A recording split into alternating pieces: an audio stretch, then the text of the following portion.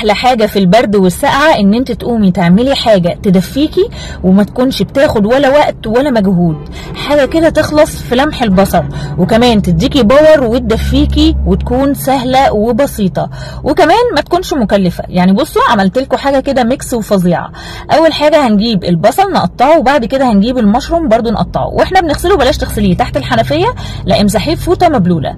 هنجيب البصلايه نحمرها في معلقه زبده او سمنه، وننزل بعد كده بالمشروم وهنحمره لغايه لما يدبل خالص. بعد ما يدبل هقوم نازله بمكعب مرق دجاج، نص لتر حليب، ومعلقه دقيق. ومعلقه الدقيق هتتحط على الحليب، تكون الحليب بارد ما يكونش سخن عشان ما يكلكعش. البهارات بتاعتي شويه شطه، شويه ملح، شويه فلفل اسود.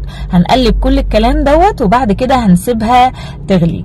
بس كده. هو لو عندك كريمه لباني خير وبركه، ما عندكيش كريمه لباني مش لازم خالص. لو عايزه بديل الكريمه اللباني حطي معلقه قشطه ومعلقتين لبن بودر، وهننزل بمج شوربه او مرقه ونسيبها تغلي. بصوا بقى، يعني شوربه المشروم ديت من ألذ الشرب، مفيده ومغذيه، سهله بسيطه مشبعه، فيها كل المميزات.